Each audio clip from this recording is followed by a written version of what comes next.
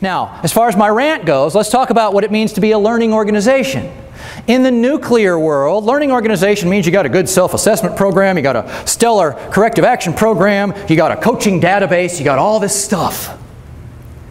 And in my opinion, and I can say this having come from that environment, a lot of nuclear plants have totally lost sight of why they have that stuff in the first place. So one of the fundamental questions you got to ask yourself is, in your efforts to improve human performance, clearly define why you're doing this in the first place. It's not to have a program that somebody can look at from the outside and say, oh man, you've got a great program. What's the whole point of improving human performance? To improve human performance. Would you agree with that? And here's one of my pet things. How many of you have requirements in your facilities for managers a certain level and above to do a certain number of observations every month out in the field? Can I see a show of hands? A certain number of observations, all right? I want to tell you one thing, one small change you can make right now which will drastically improve the effectiveness of that. Get rid of the number of observations per month and make it X number of hours in the field per month. I would recommend 8 hours per month in the field per everybody that you've got in that. Why? Because when you have X number of observations, and of course we're all very busy, our plates are filled, so it all gets left till the very end of the reporting period, which is the end of the month or the end of the quarter, whatever it is. We go out and we do 20 or 30 drive-bys. Workers love drive-bys, let me tell you. Anybody in here ever been the victim of a drive-by? And the other thing is, we've placed a tremendous amount of reliance on the gosh darn database.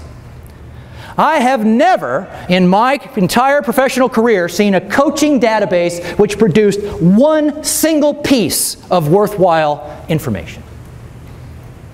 Now, that's my experience.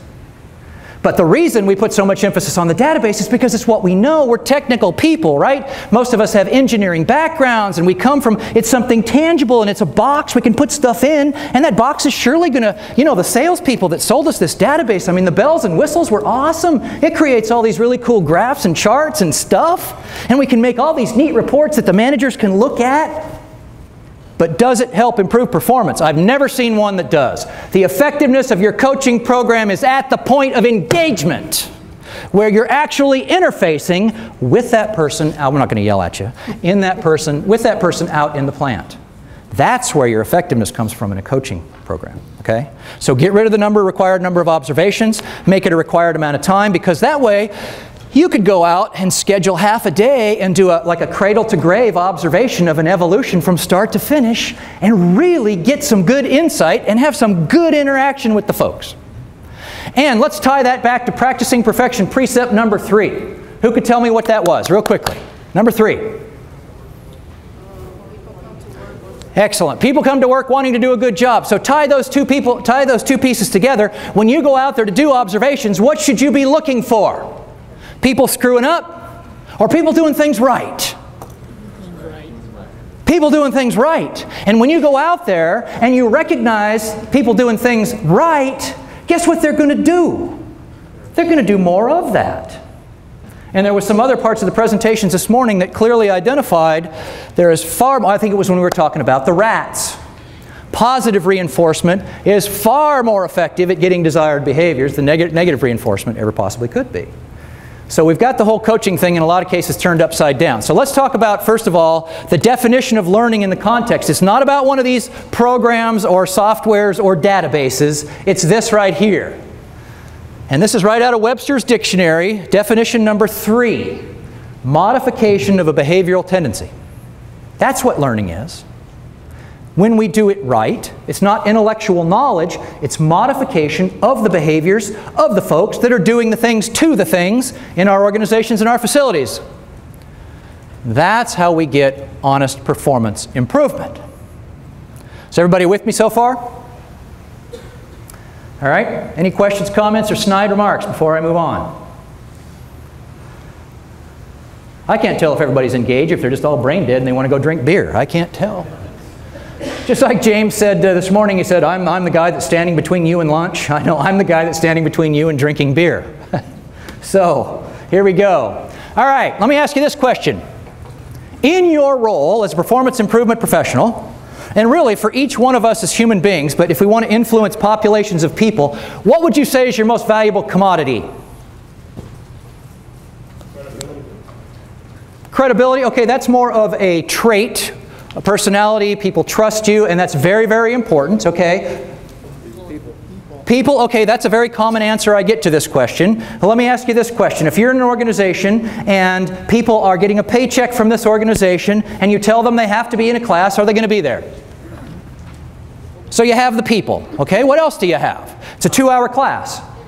You have their time. Neither one of those is your most valuable commodity if you are wanting to influence behaviors. All right? So it's not time. Here's what it is. Did that wake anybody up? It's attention. What did I start this whole presentation off with? First of all, I started off yelling, right? Slamming my fist on the table and doing all kinds of wacky, crazy things. What did I do with the glass of water? Poured water all over the floor and inadvertently all over myself, right? The whole idea of doing something silly like that is to get people's attention. Because if you don't have their attention, you're wasting your time. Because if this was a company, if this was our company, we're doing all this in-house, and this was a scheduled training session for today, you're all getting paid to be here. You're here. I have you, I have your body, and I have your time. But do I necessarily have what's going on in here? Only if I get your what? Attention, okay? So that's fundamentally important. To get attention, you want to do crazy things, unexpected things, and tangible things that mean something to people. All right. So I want to talk about change for just a moment here, and I'd like to see a show of hands. How many of you, because if we're gonna strategize a performance improvement effort, right, and we're gonna get from point alpha over here to point bravo, there's got to be some change involved. Would you agree? All right. How many of you believe that people resist change? Can I see a show of hands, please? Okay, hold them up high. Let me survey the room. Okay, I got probably about 80% of the people in the room. You can put your hands down. Thank you very much. I absolutely disagree with that. I do not believe people resist change. And I'm going to demonstrate an example as to why not. What is this? A calendar. Which days on this calendar do you like the most? Could it perhaps be those days if you work a 4-day week?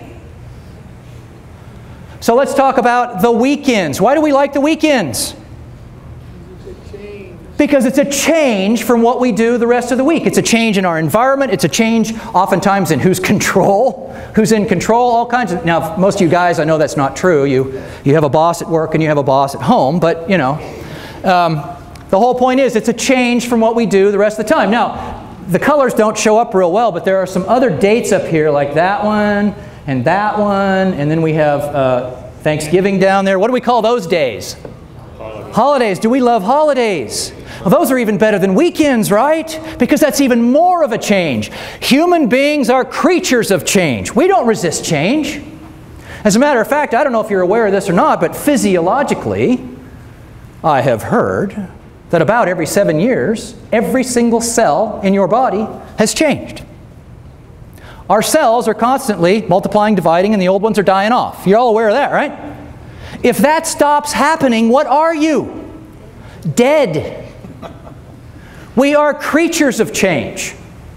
So, if people don't resist change, then why did so many of you raise your hands?